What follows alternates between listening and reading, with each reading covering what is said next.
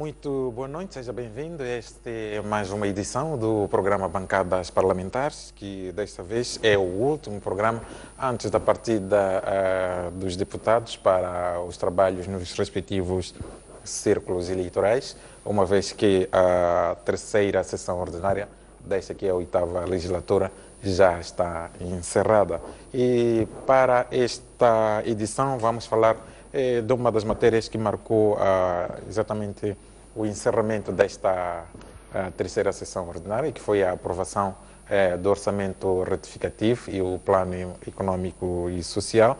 E lá mais para adiante vamos fazer uma espécie de balanço daquilo que foi esta terceira sessão ordinária. E exatamente ia começar com o deputado Venâncio Mondlane, ele que hoje representa a bancada parlamentar do MDM. Senhor deputado, o que é que pode dizer assim em simples palavras para os moçambicanos, numa análise de forma mais objetiva deste orçamento retificativo e este plano econômico social? Muito obrigado pela oportunidade. Relativamente à questão do orçamento retificativo, gostava de começar primeiro por dizer que quando há uma revisão de um orçamento, revisão de qualquer documento, qualquer programa, a questão básica é colocar com clareza quais são as razões que motivaram a revisão. Este é o ponto de partida. Portanto, se nós olhamos para o orçamento retificativo, digamos, as razões, 4 ou 5 razões que o governo elencou, aquelas que motivaram a revisão. Temos, por exemplo, fala das calamidades naturais, cheias e secas, fala, por exemplo, da redução dos fluxos de capital para o apoio ao orçamento, fala da redução das exportações, fala da queda, digamos, do aceleramento do crescimento económico a nível mundial, da queda dos principais produtos de exportação, tudo bem. Mas a questão aqui, que para mim, é o seguinte: parece-me que estas causas que são indicadas não são propriamente causas, mas são efeitos de algumas políticas desajustadas do próprio governo. Vou dar um exemplo simples. Quando nós falamos das calamidades naturais, falamos das secas e cheias, e são questões cíclicas. E este país, desde que este país existe, as secas e cheias sempre existiram. E o que acontece é que é a nossa capacidade de resposta a essas secas e cheias que não é ajustada. Não é o problema concreto da crise financeira e económica que o país está a atravessar atualmente. Portanto, é um problema estruturante da política que nós temos, e tanto mais que o nosso país desenhou até uma estratégia, se penso que chama-se assim, estratégia ou programa de combate às mudanças climáticas. Então, esse programa, o que está a fazer? Mitigou o quê? É um programa que tem mais ou menos um pouco mais de 10 anos. Portanto, só para começar, estou a dar este pequeno exemplo para mostrar que houve um problema da formulação, na própria fundamentação do orçamento retificativo, há algumas incongruências, há algumas inconsistências. Não é? E, por exemplo, também fiquei admirado como é que não incluíram um fator que é um fator determinante, que é o fator do conflito político-militar. Que este fator, logicamente, impedindo a circulação de pessoas e bens, isto tem efeito no dinamismo económico. Então, e também outro fator extremamente importante, que é a questão da dívida pública. Então, o crescimento da dívida pública, sobretudo a questão da dívida comercial, que aumentou só nos últimos tempos, de 2006 para cá, aumentou quase 13 vezes. Hoje estamos a 78% do PIB é dívida externa, é dívida pública do país, e isto, logicamente, teria problemas, porque as divisas que o país produz tem que canalizá-las ou fazer reservas para pagar, digamos, o serviço da dívida externa.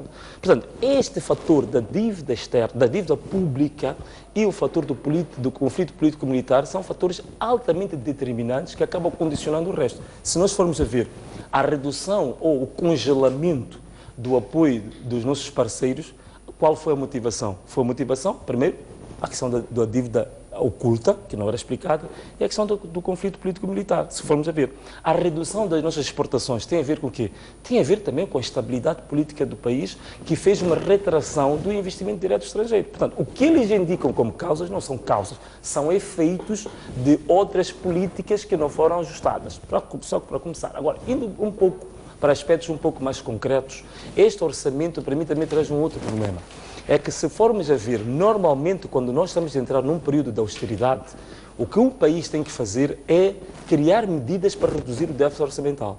Se nós formos a ver o orçamento original, digamos assim, se podemos dizer, o orçamento original de 2016 tinha um déficit orçamental, acho que por volta de 77 mil milhões de meticais, 69 mil milhões de meticais. Este parece que passa a 76 mil milhões de meticais. Quer dizer, há um orçamento retificativo que a visão é reduzir o déficit, criar mais reserva, reduzir o desperdício, mas temos uma maior déficit orçamental.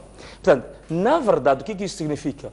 Que, na verdade, apesar de ter havido ajustamentos, havido cortes em vários setores e de uma forma global, o orçamento nominal global reduziu, mas em termos concretos, se nós formos a ver as rubricas dentro de cada setor, vamos ver que houve aumento de várias áreas. Portanto, na verdade, houve uma pequena camuflagem a aparentar uma redução, mas que houve setores chaves que aumentaram. Por exemplo, vou dar um exemplo simples, o setor da Casa Militar, que é um setor que não é um setor produtivo.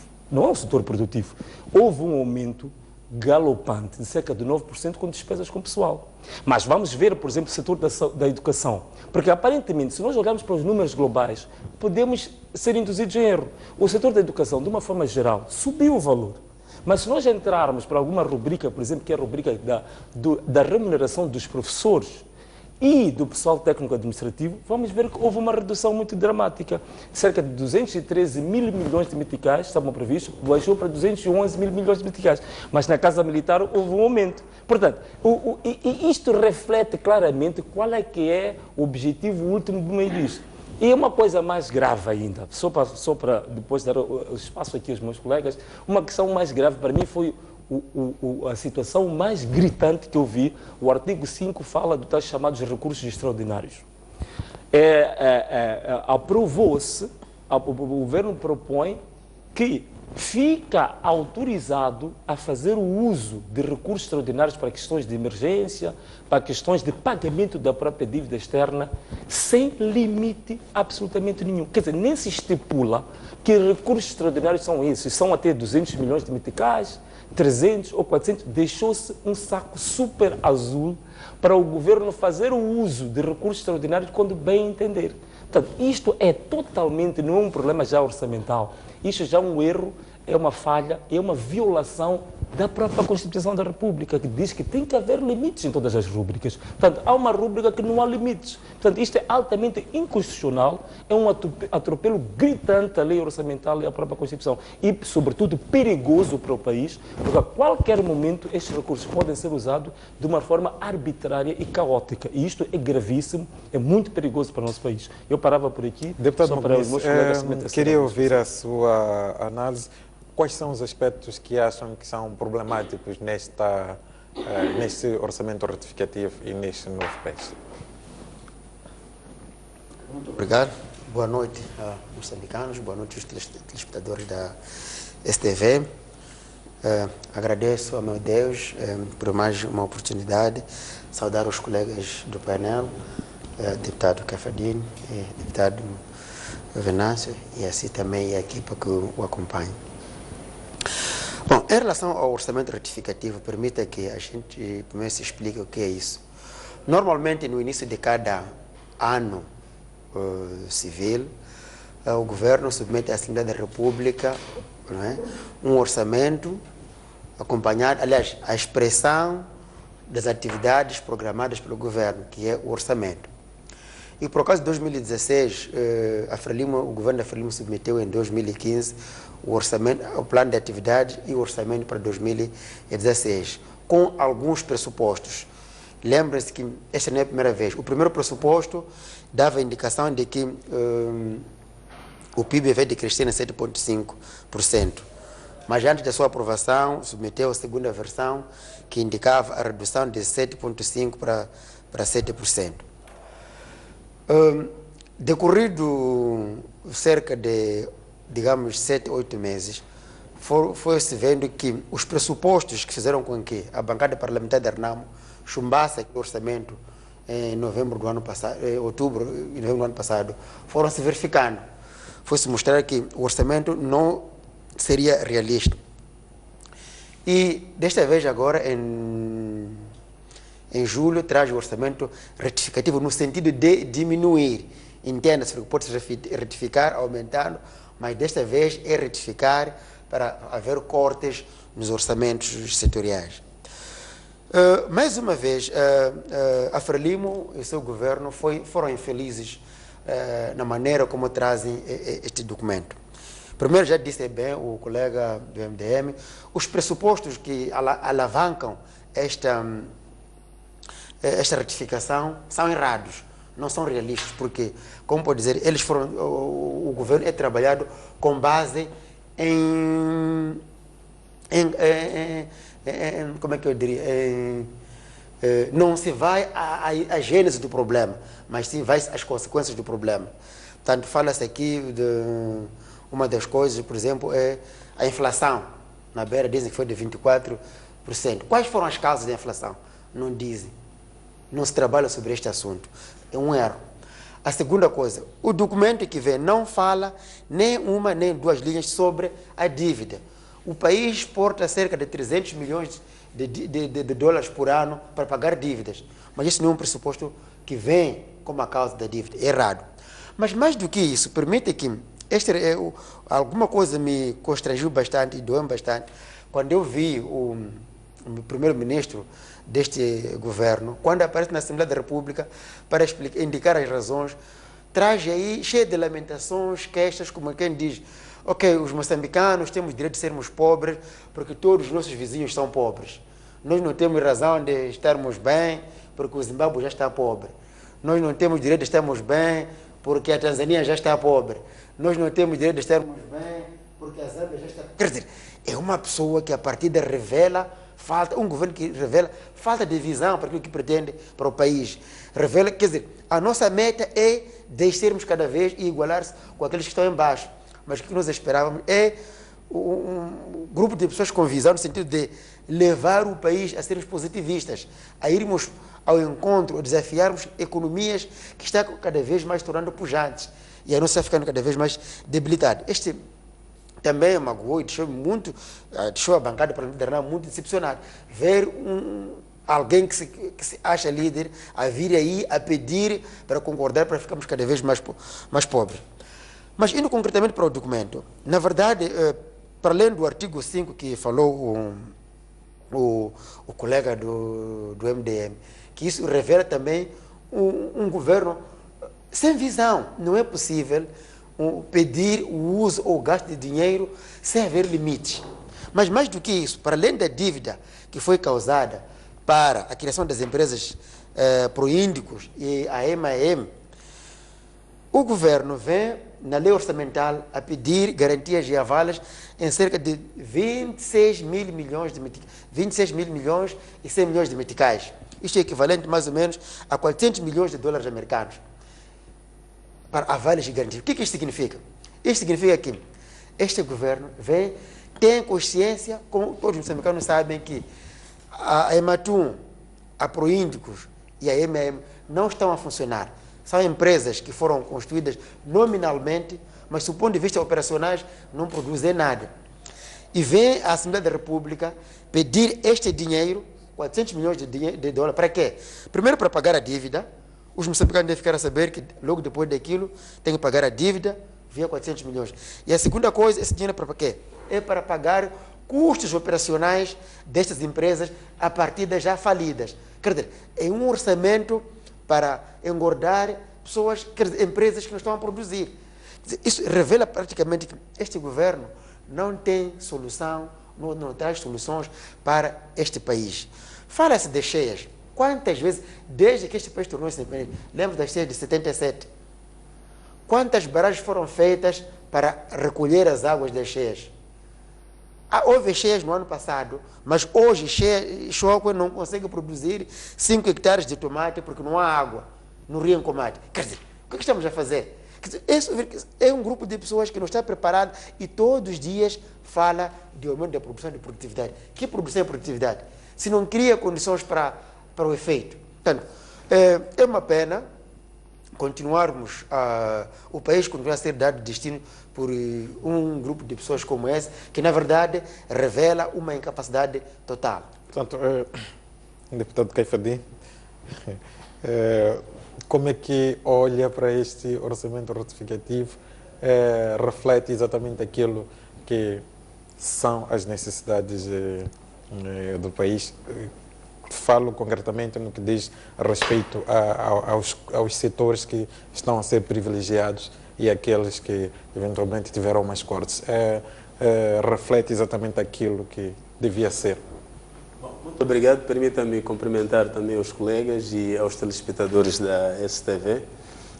O orçamento se reflete, eu acho que é um orçamento que o governo acha que neste momento é capaz. Fez-se um estudo, porque o que acontece é que o Plano Econômico e Social e Orçamento de Estado é feita uma projeção no ano anterior. Por exemplo, o orçamento e o plano deste ano foi feito no ano passado. Projetou-se a economia no ano passado e fez-se uma previsão. Por isso, quando falamos, por exemplo, de calamidades naturais, nós sabemos todos que Moçambique tem uma localização geográfica em que todos os países do Interland, por exemplo, quando há chuvas, abrem as barragens. Moçambique é um país que sempre é fustigado por esse tipo de situações. Mas é preciso ver que há regiões, por exemplo, o meu círculo eleitoral, eu sou da Zambésia, do distrito de Mucuba.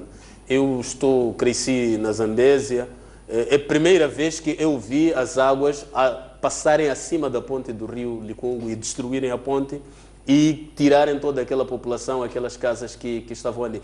Este tipo de previsões, muitas vezes, o governo não tem, porque o que é que acontece? Nós olhamos calamidades naturais como algo que acontece não por interesse de alguém, é algo sobrenatural e que, às vezes, acontece porque assim Deus o quis. E aquilo que assistimos no Mucuba, muita gente foi tirada dali. Hoje há centros de acomodação em que o governo teve que direcionar apoios para aquela gente e deve continuar a direcionar apoios porque aquela gente perdeu casas, perdeu tudo o que tinha. E, por exemplo, nós vimos também na zona de Cabo Delgado, em Cabo Delgado, a zona norte, Cabo Delgado. Também são zonas que antes nós não tínhamos aquele tipo de situações da forma como aconteceram. E aquilo tudo desvia aquilo que era o plano concebido pelo governo e tem que se maximizar. E passamos para a Zona Sul. Se nós olharmos o país todo, nós estamos numa situação de seca extremamente violenta. Até animais não têm sítio para beber, pessoas pior. O governo teve que criar condições em algumas regiões de abastecer a água com carros para a população. E nós assistimos isto, a STV já mostrou várias vezes, e aquilo são verbas que têm que ser direcionadas para aquele efeito. Então, a questão de calamidade natural é uma questão sensível na sua discussão, porque são coisas que acontecem fora daquilo que é o comum e o normal, e que não seria de desejar que acontecesse, mas acontece, e desta vez aconteceu de uma forma extremamente violenta para todo o país. E temos a outra causa, que é esta causa cíclica, não é? Que as calamidades artificiais protagonizadas pela Renamo. Também não contávamos, quer dizer, apesar da Renamo ter armas e sempre fazer aquilo, nós estamos com a zona centro, que era uma zona produtiva, quer dizer, a população já tinha deixado de ter dificuldades de se alimentar. Hoje não pode ir a Machamba, porque aquela zona está parada. Todas essas questões fazem com que o governo comece a fazer ginásticas que levem a fazer a revisão do seu plano econômico e do seu orçamento direcionando. E olhando aquilo que... Uma das causas também é a conjuntura internacional. Nós temos que perceber que o dólar foi se apreciando, foi se fortificando e nós consumimos, os moçambicanos, consumimos mais do que aquilo que nós produzimos. É preciso perceber que a maioria da nossa comida, que até o tomate, vem da vizinha África do Sul para Moçambique, e o dólar tendo se fortificado cada vez mais. E com esta conjuntura, os recursos minerais, o gás, o petróleo, aqueles são produtos que nós temos em Moçambique de exportação, baixaram. Nós vimos a Vale, por exemplo, o carvão, muitos trabalhadores começaram a ser despedidos porque o preço baixou e as empresas vão começando a sentir aperto.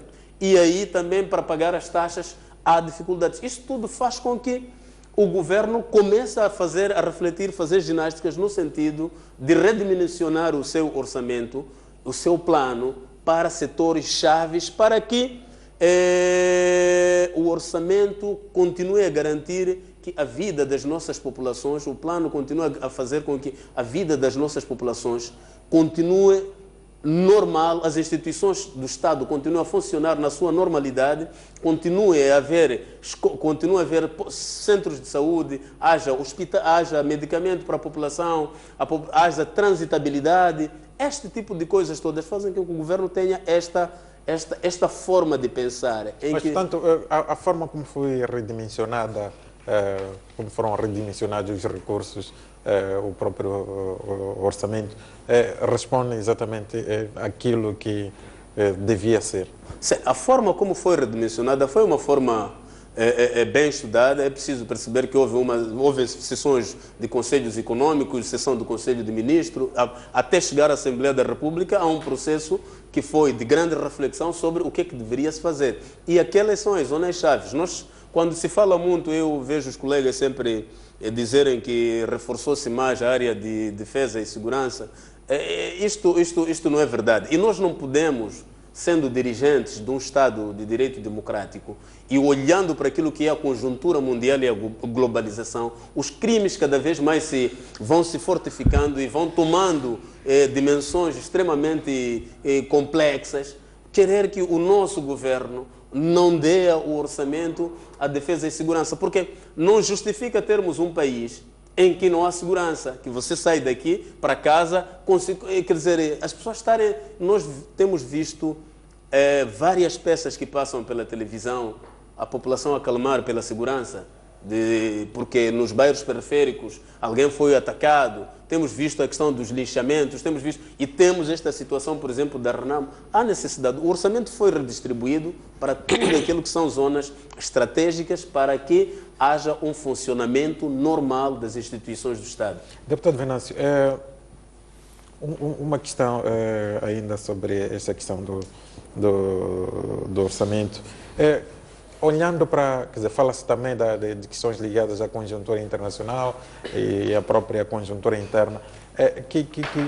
Que ilações é que se podem tirar agora, projetando, por exemplo, o próximo ano?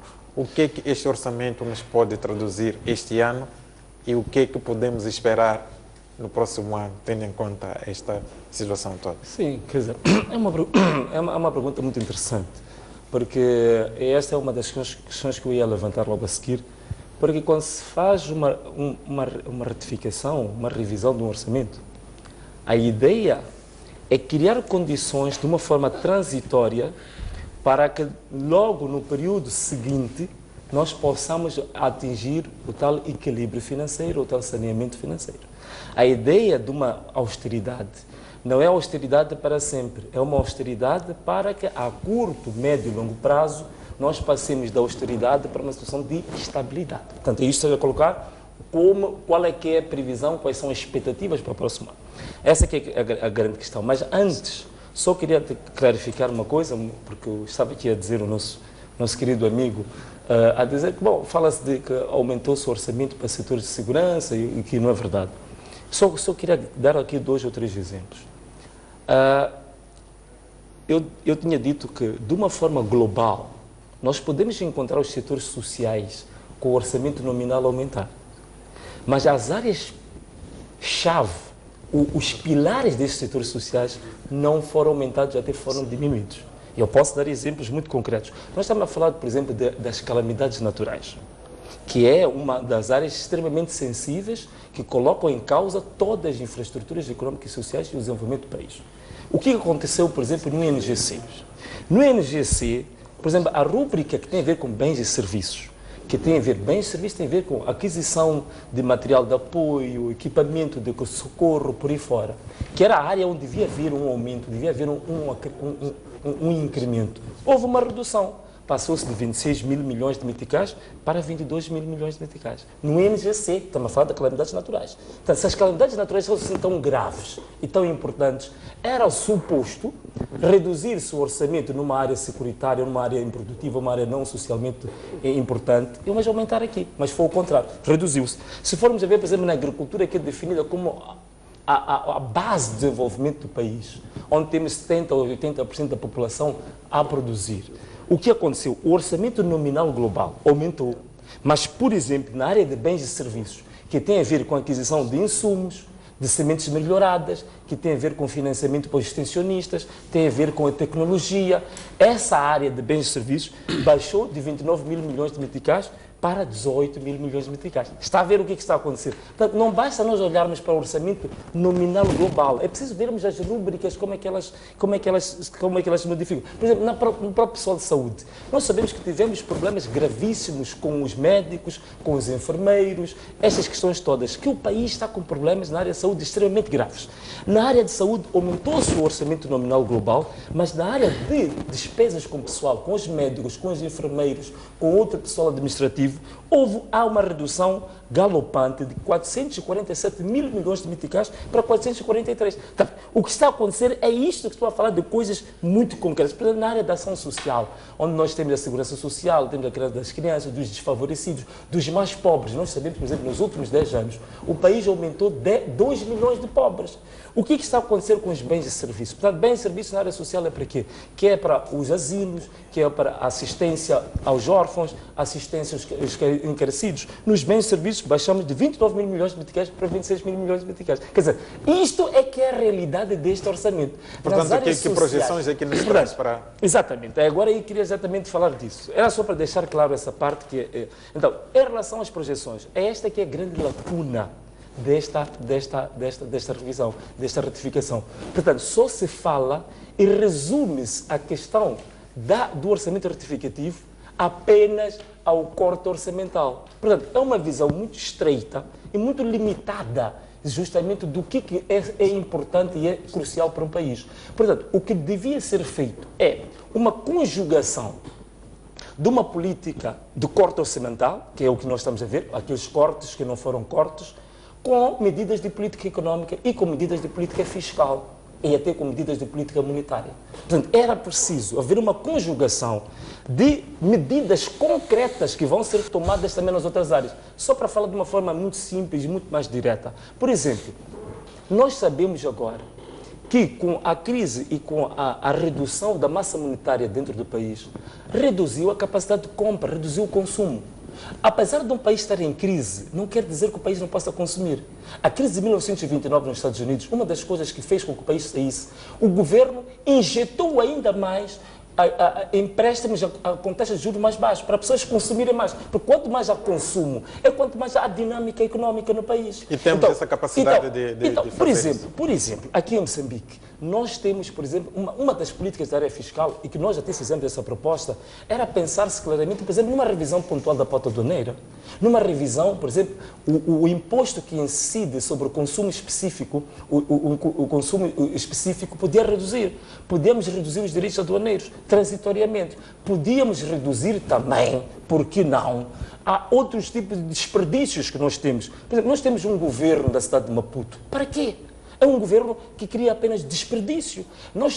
Houve agora 2 ou 3 leis que até o MDM apresentou uma proposta pontual de revisão dessas leis, que é da criação dos distritos, de vários distritos por província, mas há mais distritos e em alguns distritos, em áreas onde já existe outro tipo de estruturas administrativas, onde já existe, por exemplo, municípios. Estes distritos vão encarecer mais, vão fazer maior desperdício, maior descaminho do orçamento. Portanto, era preciso haver uma política que também fosse conjugada com outro tipo de medidas e não só simplesmente virar para o corte orçamental. Por isso é uma visão muito estreita e muito limitada. Portanto, se houvesse estas medidas, nós podíamos prever que no próximo ano podíamos haver uma redução de alguns itens ou de alguma melhoria. Com essas medidas que foram aqui colocadas, não existe nenhuma visão de como é que o déficit orçamental vai ser financiado. Portanto, o que eu estou a prever é que esta situação continue a piorar para o próximo ano. Penso que o próximo ano vai haver cada vez mais uma situação muito mais difícil do que este ano, porque não há uma medida muito mais integradora, não há medidas de política económica, de política fiscal, de política monetária. É uma visão muito estreita que não vai permitir o país sair da crise em que está.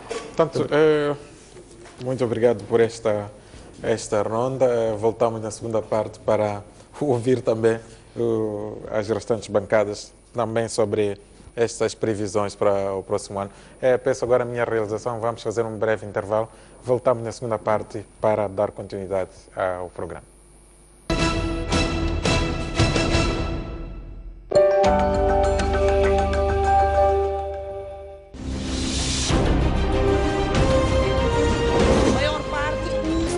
novos tempos e novas esperanças.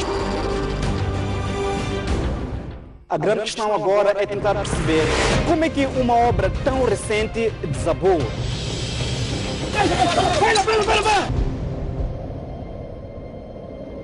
Os animais perdem a luta pela sobrevivência. Garanta a subsistência de milhares de pessoas que vivem no bairro de Ulém.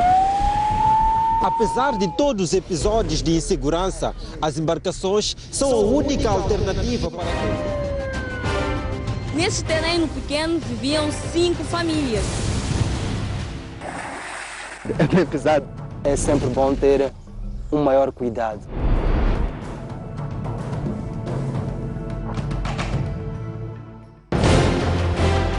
Um país sem história é um país sem futuro.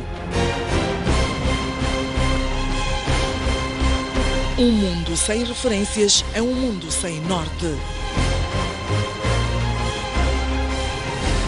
Um país sem cultura é um país sem identidade. Um país sem ídolos é um país sem referências.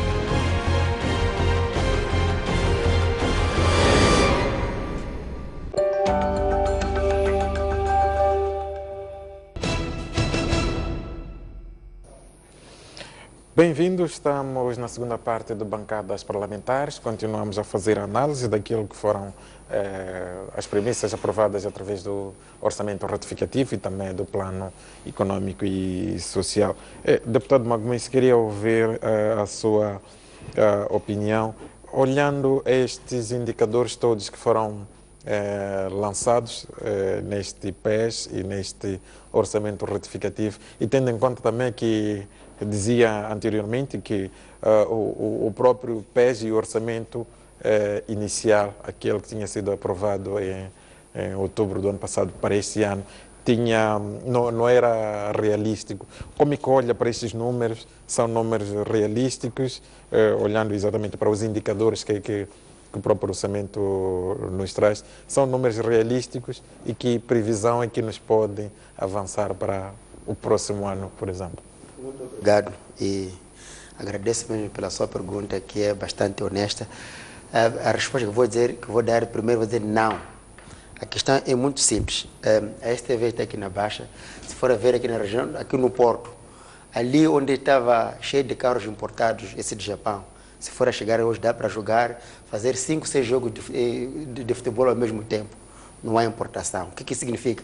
Significa que a coleta de receita é extremamente baixa. Esse é o primeiro ponto. Os moçambicanos não estão a conseguir ganhar dinheiro para poderem ter bens de consumo e serviço para o seu conforto.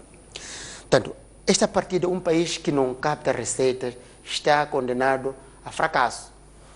A captação de receitas é muito baixa. Mas isso por quê?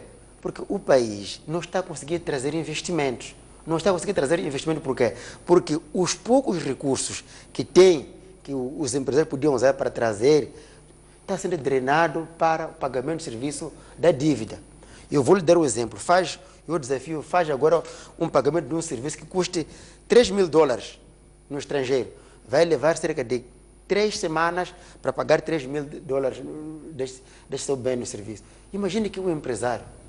E o que isso significa do ponto de vista de custo de oportunidade para ele ganhar dinheiro?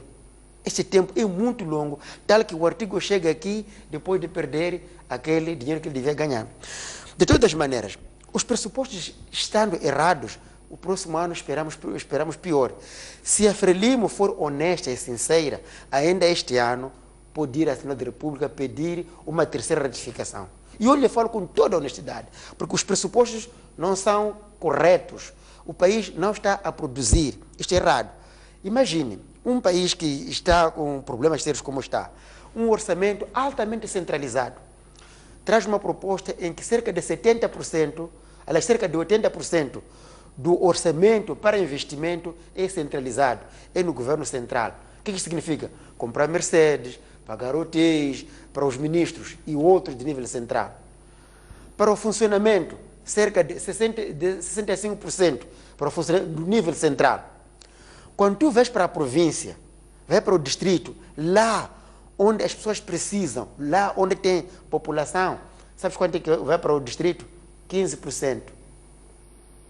Isso em termos de funcionamento. Vai para investimento, 16%. O que é que nós estamos a fazer? Portanto, é só para ver que aqui, o que está aqui é um grupo de pessoas que está a defender interesses para aquele grupo. Mas, portanto, era possível fazer mais? Era possível. Eu explico por quê. Eu vou lhe dar um exemplo. Por que, por exemplo, vamos manter o PCA da Rádio de Moçambique e o PCA da Televisão de Moçambique? São 2 Mercedes. É ou não possível fazer isso? Ficar rádio e televisão. Vamos poupar um Mercedes. Digo-lhe mais. Por que nós vamos manter o Ministério dos Combatentes? Por que não pode ser uma direção nacional do Ministério de Defesa? Não era possível? É possível. Por que nós vamos manter o Ministério da Cultura, Ciências e Tecnologia? Por quê? Não podemos englobar no Ministério da Educação haver direções nacionais? É possível. Poupamos Mercedes, poupamos rendas de casa, como vimos, um ministro que paga 14 mil meticais dia quarto. Estamos a fazer o quê? É possível.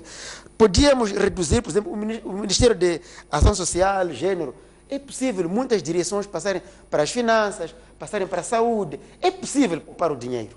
É possível fazer muito mais. Portanto, o que nós estamos a dizer é que estamos a trabalhar, nós estamos, quer dizer, há um interesse aqui de ir dizer aos moçambicanos que vocês podem sofrer, mas nós vamos continuar a engordando.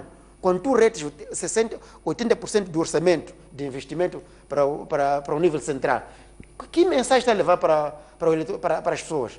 Quando tu tens 65% do fundo de funcionamento para o nível central, está a dizer o quê? Mas onde está a base de produção? A base de produção está nas províncias, está nos distritos. E lá tens 15%, 10%. Portanto, aqui está claro e visível que estamos perante a um governo que não está preocupado. O meu colega da Frelimo dizia que não produz por causa da guerra. Eu vou dar um exemplo. Há quanto tempo existe o regadio de Choque? Quantos mares, rios, lagos de dinheiro foram derramados para o regadio de Choque? Em 2013, houve cheias que mataram pessoas em Choque. 2014 também. Em 2016, há cheias, há seca em Choque, não se consegue produzir 1 hectare de tomate porque não há água. Quantos milhões de meticais foram para a barragem de Massingir? O que está sendo feito disso? Para aquele regadio? Quer dizer, claramente está visto que este é um governo que está preocupado em dividir-se do dinheiro do Estado e comprar armas para se defender. Pura simplesmente. Quando se fala da guerra, é preciso que se diga que quem começou com esta guerra foi a Frelimo. Mas, portanto, quem disparou... olhando para essas premissas do PES e o orçamento, que perspectivas é que, na sua opinião, se traçam para... É aquilo que eu disse, isso tudo está preto. O futuro está escuro. E eu estou a dizer, se a Frelimo for honesta, em outubro, antes do orçamento para 2017, há de vir pedir orçamento retificativo ainda para este ano. Porque isso não há receita. Não há. Eu estou lhe falando, estamos daqui, vamos passar aqui na Baixa. Você há de ver ali onde estavam carros importados. Vamos agora à fronteira a maior fronteira que mete dinheiro nesse país aqui é a fronteira de Namaz. Mas vai ver quantos carros entram por dia. Não estão a entrar, não há receita. Quem paga o imposto? Como é que o cidadão nacional vai pagar o imposto se não produz? Não há aqui empresas que vêm investir em Moçambique. Por quê? Porque não há divisas para importações de bens e serviços para o comércio e a indústria. O que você espera? É um Estado falido. Não há dúvidas quanto a isso. Obrigado. Deputado Caifadine, como é que olha também para esses números, para estas premissas lançadas aqui pelo orçamento retificativo e como é que olha para o futuro? Que fala-se de uma austeridade, por exemplo, mas olhando para a realidade atual da própria economia e projetando para o próximo ano, o que é que... Bom, eu acho que este orçamento foi pensado de uma forma que se reduza significativamente o desequilíbrio orçamental e para que garanta a estabilidade da nossa economia. Agora, olhar para os carros que vêm, os famosos Dubai, como sendo avaliação para o orçamento, a existência do orçamento ou receita única. Não é por aí. Tirar um ministério ou tirar um carro do ministro, dizia um Mercedes, e dizer que isso é que vai fazer com que esta crise termine, também não é por aí, porque 1, 2, 3 Mercedes não fazem aquilo que é o global. Não acha que são pequenos gestos que juntos podem... O governo já trouxe vários, por isso trouxe este orçamento retificativo. O tempo é muito pouco, mas dentro do orçamento e o plano trouxe-se o orçamento retificativo, porque o governo já fez as ginásticas e já mostrou onde é que pode ser reduzido para que haja esse equilíbrio. E uma das coisas que nós temos que fazer é o país tem que ter paz. O país tem que ter paz e temos que continuar a produzir. Tem que haver uma transitabilidade dentro do país para que a produção flua como sempre fluiu. Porque nós tínhamos, quem fosse, por exemplo, para Zambésia ou Nampula, encontrava caminhões e gente que saía daqui de Maputo para comprar cereais, para vender aqui cereais. Hoje há dificuldades de ir para lá, porque depois os caminhões são queimados. As pessoas são atacadas, morrem pelo caminho. Então parou este fluxo de comércio para que as pessoas tenham alimentos aqui no Maputo e Maputo receba também as coisas lá, outras províncias também recebam aquilo que são produtos que saem daqui do Maputo. Nós temos que ter paz e temos que produzir. Sim, um aspecto que acho que merece algum comentário. O deputado Magomisi falava aqui desses números, desses indicadores que o orçamento retificativo traz, que o PES traz também, que não são realísticos, e prevê que é possível que venha um outro pedido de retificar o orçamento. Como é que olha? Acha que são números, são metas realísticas? Bom, esta é a apreciação que o deputado Magomisi faz. A apreciação que nós fazemos é que o governo, neste momento, submeteu um orçamento retificativo e que já foi aprovado. E para nós, a Frelimo, o conselho e o apelo que demos ao governo é que se maximize este orçamento retificativo que foi aprovado, que se faça todo tipo de ginástica no sentido de este orçamento traga melhorias e traga cada vez mais o potencial daquilo que foi refletido no sentido de equilibrar a economia e pensar-se, porque o que vamos receber agora é o orçamento do próximo ano.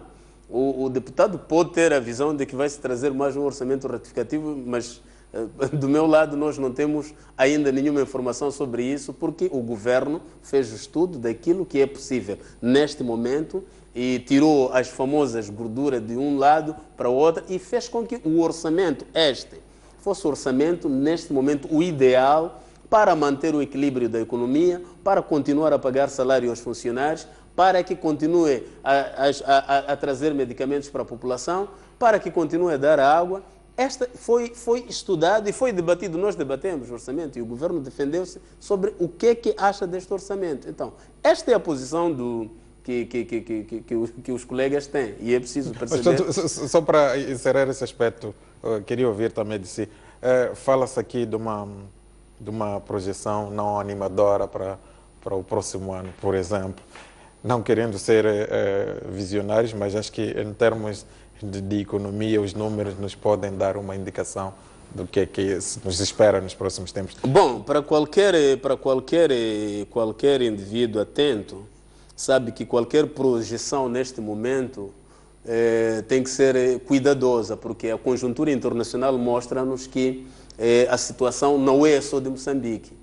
Não é só de Moçambique, mas o que nós temos que fazer é continuar a trabalhar, continuar a produzir para que esta situação melhore. Porque a situação de crise sempre existiu no mundo e sempre foram ultrapassadas. E esta é uma forma que o governo achou que deveria trazer à Assembleia da República um orçamento retificativo no sentido de criar condições para que esta economia seja equilibrada através deste pensamento e continuemos a produzir para que o país avance. Portanto, eu queria uma ronda apenas, mas pedia um comentário breve vosso sobre esta questão da produção. Tem sido falado muitas vezes que a solução para o nosso desenvolvimento é, de fato, a produção. Olhando para essas políticas todas que estão a ser adotadas, estamos a dar sinais, de fato, de que já começamos a produzir, vamos começar a produzir. O que se pode dizer nesta altura? realmente uma questão muito interessante e se calhar é o cerne da questão. Há uma palavra que se tornou quase que, digamos, uma espécie de um hino do governo, que é produção e produtividade. Quer dizer, sempre se fala disso. Mas quando nós falamos de produção e produtividade, agora, em termos muito concretos, o que o governo, tanto ao nível do programa quinquenal do governo, vamos começar por aí, porque o Plano Econômico e Social, por exemplo, que hoje não falamos muito sobre isso, é uma operacionalização das metas e objetivos de um programa maior, que é o programa quinquenal do governo. Se nós olharmos, há uma relação de vasos comunicantes entre o programa quinquenal do governo, o orçamento do Estado e o Plano Econômico e Social. Quando apresentou-se o orçamento retificativo, nós chamamos a atenção que era preciso também haver uma adenda que refletisse quais são os objetivos que vão ficar comprometidos no Plano Econômico e Social. Isso foi feito um pouco depois. Mas ainda continua um problema que, curiosamente, nós como MDM chamamos a atenção, que era também o governo vir-nos com uma perspectiva de quais são os objetivos que ficarão comprometidos no programa quinquenal do governo, que é a umbrella maior. E isso não foi feito, isso não foi apresentado. E uma das questões é justamente esta. Quer dizer, nós falamos da produtividade, mas a começar do próprio programa quinquenal do governo, no Orçamento do Estado e no Plano Econômico e Social, não há absolutamente nenhuma linha, uma única frase, que fala das perspectivas da produtividade, por exemplo, no setor agrícola, que é a base do desenvolvimento. Que nós queremos, Moçambique tem a produtividade mais baixa da África Austral, mas, curiosamente, tem as melhores condições climáticas, aquilo que tecnicamente a gente chama de condições edáficas, isto é, do solo. Tem o melhor solo e tem o melhor clima para a produção agrícola, mas tem a menor produtividade da África Austral. Qual é que é a visão concreta de como aumentar a produtividade agrícola? Em nenhum destes documentos vem isso. Não vê um único número a dizer que nós queremos que a nossa produtividade, por exemplo, no milho, passe de 2 toneladas por hectare para 5 toneladas por hectare e que medidas tomar. Não há uma única linha. Quer dizer, significa que, logo à partida, há uma perspectiva de política econômica totalmente desfasada da verdade, da realidade e do próprio discurso. Quer dizer, nós temos um discurso que está na contramão de todas as medidas concretas que são tomadas da política econômica. Portanto, não existe isso. Se nós quisermos falar, por exemplo, hoje, dizemos que queremos incentivar a indústria em Moçambique. Nós queremos incentivar a indústria em Moçambique. Nós sabemos que, por exemplo, uma empresa qualquer queira produzir copos ou queira produzir tampas. Nós sabemos que a matéria-prima, basicamente toda ela, vai ser dependente do nosso país vizinho, que é a África do Sul. O que nós vamos encontrar? Os direitos aduaneiros, o imposto de consumo específico, o IVA, tudo isto não se diz absolutamente nada de como é que se pode mexer estas variáveis para incentivar esta indústria local. Não existe. Existem algumas medidas que foram feitas para os grandes projetos, mas para as pequenas e médias empresas, que são essas que realmente vão produzir, que vão aumentar a produtividade, não há absolutamente nada. O investimento para as pequenas e médias empresas neste programa foi reduzido. Portanto, não existe ainda uma perspectiva muito concreta em relação a isto. Ainda às vezes para completar. Quer dizer, nós podemos produzir mais, que nós reduzirmos o desperdício. E uma das coisas que eu volto aqui a repetir, e nós apresentamos esta proposta, é urgente uma revisão da pauta aduaneira, é urgente a proposta que já foi apresentada pelo MDM de reduzir o IVA de 17% para 14%, reduzir os direitos aduaneiros, reduzir o imposto de consumo específico, reduzir o número de ministérios. A nossa proposta, 12 a 15 ministérios no máximo são suficientes. Cancelar de uma vez por todas o governo da cidade de Maputo, que é um desperdício para o nosso Estado. Portanto, isto tudo, esta poupança, é que vai levar com que haja mais dinheiro para investir nas pequenas e médias empresas, para investir nos insumos agrícolas, para investir na produtividade agrícola. Se isto não for feito, nós não vamos sair da situação que estamos todos os dias a baixar cada vez mais. E a produção, claro, baixou. Deputado, o nosso crescimento econômico agora está a 4,5%. Deixa-me ouvi-lo. Há um discurso, quase que diário, de que é necessário produzir. Esse discurso está refletido nas políticas? O que é que se pode dizer em termos de projeção? Estamos preparados para produzir? Não, está claro isso. Mas antes eu permita que eu vou explicar, eu vou dizer alguma coisa que não ficou claro. Eu faço parte da Comissão de Agricultura, Economia e Ambiente Nacional da República. E uma das responsabilidades foi o governo, ainda este ano, tinha proposto a revisão da pauta aduaneira. E no âmbito destas funções, desta competência da comissão, a minha comissão visitou o porto de Maputo e visitou o posto fronteiriço de Ressano Gracia. Nós tivemos a informação prestada, oficial, que o porto de Maputo representa cerca de 80% das receitas aduaneiras do país e cerca de 60% das receitas que o país come. Isto, quando há um fracasso ali só no porto, dá para perceber. É isso que eu queria dizer, só chamar a atenção aos colegas do painel. Quando falamos dessas coisas, temos que ter muita atenção. Nós estamos a falar coisas aqui que conhecemos e dominamos, não é? É só perceber o que está a acontecer. Agora, indo concretamente o que está a dizer, este é um governo desorientado, não tem sentido das coisas. Quando entrou o presidente Guebuza falou de Revolução Verde, felizmente eu tive a sorte de participar numa reunião que falava disso, tendo em conta as minhas outras funções. Perguntou-se o que é Revolução Verde? O que é que se pretende com a Revolução Verde? Trouxe a Jatrofa. E nós perguntamos, Jatrofa vai matar a fome de quem? Gastou-se muito dinheiro a se falar de Jatrofa. Ele já tinha visto uma vez uma planta de Jatrofa. Sabe como é que se produz o tal biodiesel? O país está preparado? Não. O que nós estamos a dizer, se nós queremos produzir, por exemplo, por causa de Moçambique, só para matar a fome, é preciso que haja aqui uma visão altamente global. Tem que incluir aqui as instituições de ensino e investigação. Falamos das universidades e dos institutos de investigação agronômica. É preciso drenar dinheiro para isso. É preciso haver aqui, incluir os próprios agricultores, extensionistas, infraestruturas hidráulicas. Falamos de barragens, falamos de albufeiras, barragens de pequena dimensão, no sentido de retermos a água, no sentido de produzirmos normas técnicas que permitem que possamos rentabilizar o fator de produção terra. O mais importante para Moçambique não é rentabilizar a semente, porque nós temos muita terra. O nosso pequeno agricultor, só com a enxada, ainda consegue produzir 2, 3 toneladas por hectare, sem nenhum fertilizante. E se ele ter acesso a fertilizante, significa que os custos de importação de fertilizantes devem ser extremamente baixos, tal que sejam acessíveis a esses. Acompanhado a isso, a questão de implementos agrários, falamos de tratores, falamos de uso de tração animal, tal que essas coisas sejam acessíveis para o produtor agrário, aquele pequeno. E isso vai permitir que haja produção. A seguir, tem que haver aqui uma cadeia de valor, a comercialização. Hoje em dia falamos de fome.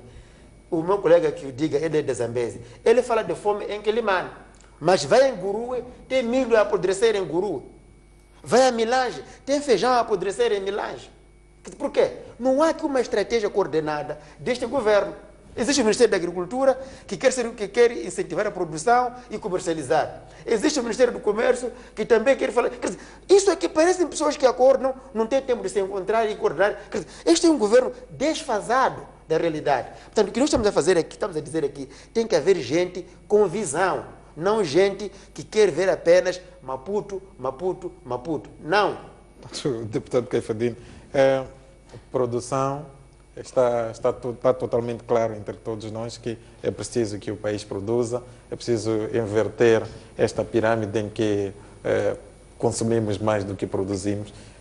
Olhando para aquilo que são as políticas do Executivo para materializar esta premissa de produção, temos, não temos, ou há outros elementos que estão a condicionar exatamente isso? Bom, este assunto da agricultura é interessante porque a nossa Constituição da República acho que diz que a agricultura é a base, não é, para o desenvolvimento da nossa economia. É preciso perceber que quando nós discutimos a questão do desenvolvimento, o primeiro pressuposto para o desenvolvimento de um país é a paz. Quando nós Quem foi, por exemplo, para Tsangano há 5 anos atrás, o Malawi, quer dizer, comprava produtos naquela região. Até apanhava sacos escrito Made in Malawi, batata reno, cereais. O governo, através de suas políticas sérias e coerentes, pôs uma fábrica lá em Angoni.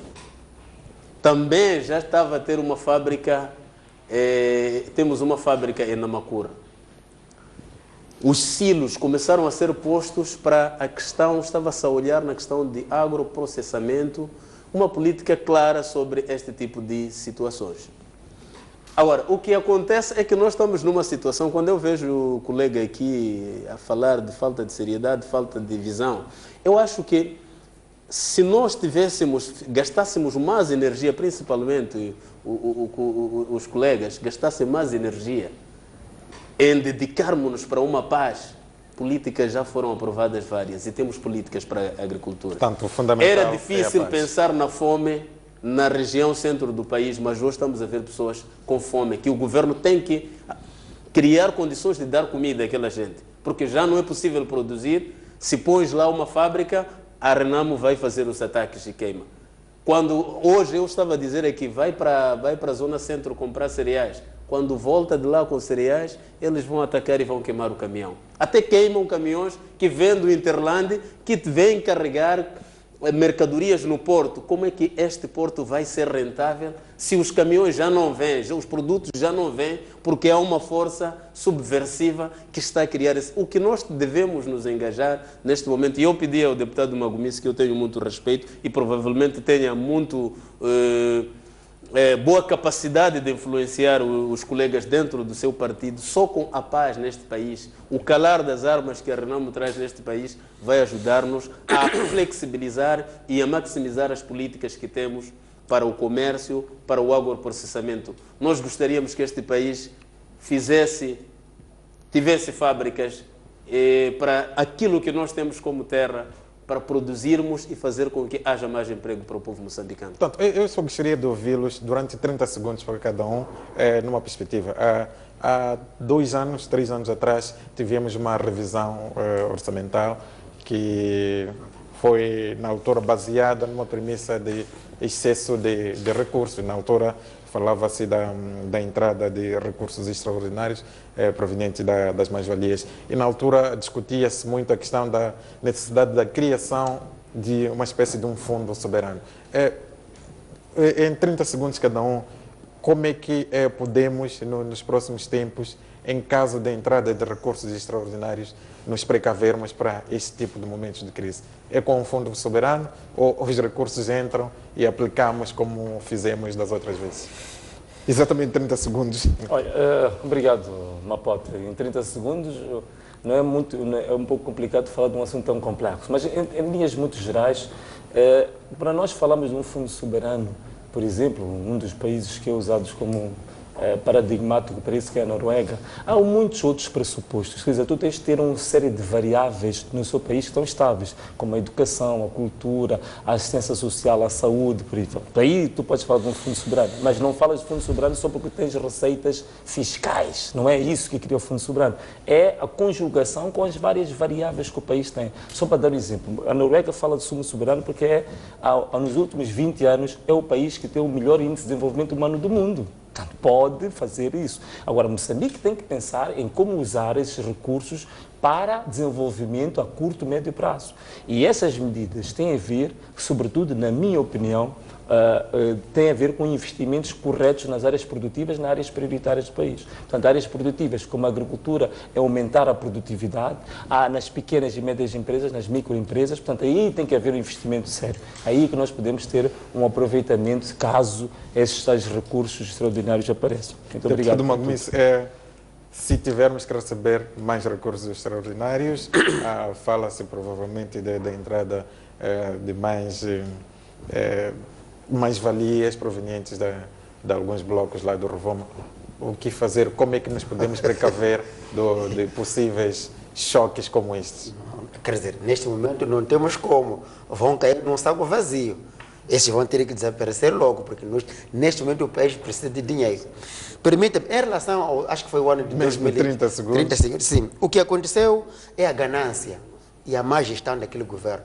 É verdade que aquele dinheiro podia ter sido usado para ser como almofada em tempos como esse. Mas tendo em conta o despesismo e a ganância daquele governo, o dinheiro foi usado para fins que não nos lembramos, apenas para pagar um e outro interesse pessoal ou de um grupo de pessoas. De tal maneira que este dinheiro, quando entra, é provável e é muito importante que haja uma legislação própria para como usar e gastar esse dinheiro. Mas como já vimos, provavelmente eles por estar a prever este dinheiro, pediu agora, nessa lei orçamental que foi aprovada a ferro e fogo, no sentido que este dinheiro, quando entre, seja usado para financiar atividades que, aliás, as despesas de calamidades, prevendo-se que esse dinheiro, o que significa que, entrando esse dinheiro, vai ser todo ele drenado para essas atividades, que no fim volta para eu comprar armas para defender pessoas.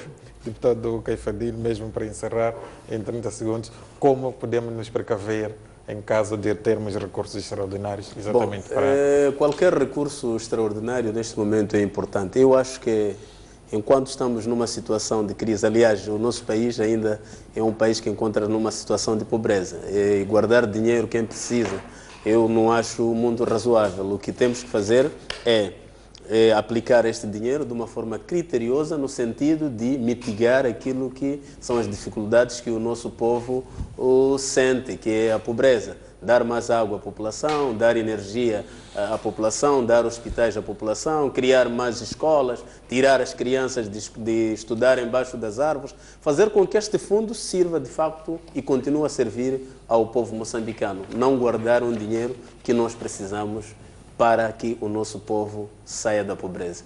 Muito obrigado aos três e desejo desde já um bom trabalho nos respectivos círculos eleitorais. Assim que esteve desse lado a nos acompanhar, muito obrigado e continue desse lado a acompanhar o resto da programação da STV Notícias.